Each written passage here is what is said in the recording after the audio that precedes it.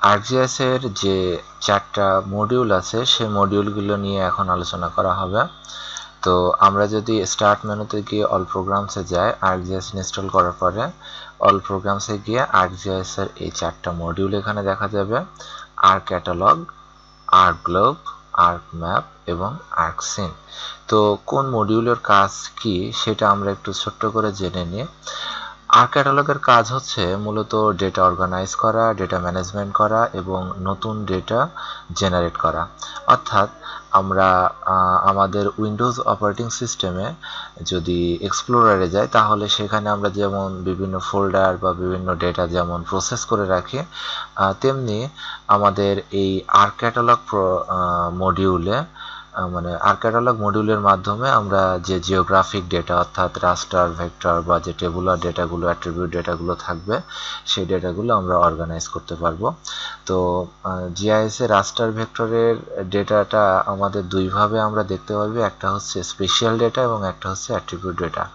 Special data বলতে আমরা যে শেপগুলো পৃথিবীর বিভিন্ন জায়গাতে যে ফিচার বা যে শেপগুলো দেখি সেটাকে বলে স্পেশাল ডেটা, আর তার এগেনস্টে যে তথ্যটা থাকে সেটা হচ্ছে অ্যাট্রিবিউট ডেটা। আমরা যদি একটা রাস্তাটাকে ধরি তাহলে রাস্তাটা শেপ বা সেটার যে অবকাঠামো বা সেটার যে ডিরেকশনটা দেখা যাবে সেটা হচ্ছে স্পেশাল ডেটা। আর রাস্তাটার নাম কি, তার দৈর্ঘ্য কত বা সেটা কোন জায়গা থেকে কোন জায়গায় গিয়েছে, সেটার অর্থাৎ সি লেভেল থেকে কতটুকু উঁচু, এই যে সমস্ত তথ্য সেটা হচ্ছে অ্যাট্রিবিউট ডেটা।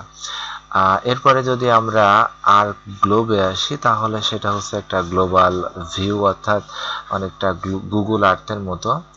আর ArcMap হচ্ছে আমাদের মেইন ওয়ার্কপ্লেস ArcGIS এর, যেখানে আমাদের যে কোনো ধরনের geographic data editing, manipulation, organise, analysis এবং ম্যাপ প্রেজেন্টেশন, লেআউট এখানে করা হয়। ArcScene হচ্ছে 3D অ্যানালাইসিসের জন্য যে কোনো ধরনের 3D বেসড ডেটা অর্থাৎ ডেম থেকে টিন, যে কোনো ধরনের 3D টাইপের ডেটা আমরা এখানে বিভিন্নভাবে ভিজুয়ালাইজ এবং অ্যানিমেটেড করে আকর্ষণীয় করে দেখতে পারি। তো এখন প্রতিটা মডিউলের যে মানে চেহারা এবং তাদের কোথায় কি কাজগুলো করা যায় সেগুলো একটু ছোট্ট করে দেখে নিব।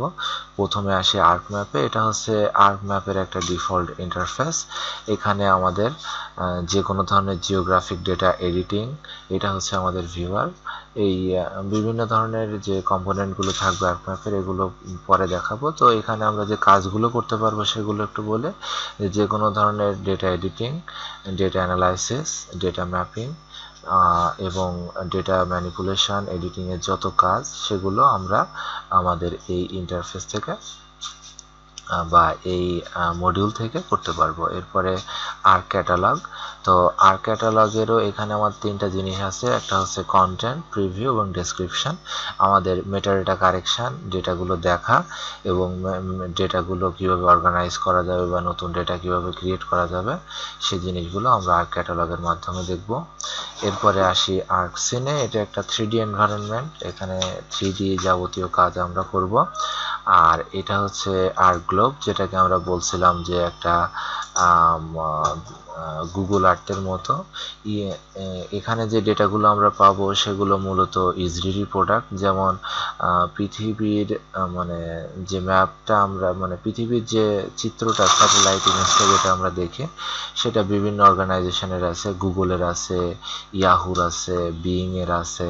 তেমনি ইজরিরি একটা ডিফল্ট যে গ্লোবাল এ ধরনের একটা স্যাটেলাইট লুক, সেটা হচ্ছে এই ArcGlobe, যেখানে আমরা আমাদের যে ডেটাগুলো আছে সেই ডেটাগুলো এখানে সরাসরি কল করে আমরা আমাদের ডেটা অ্যাকুরেসি দেখতে পারি।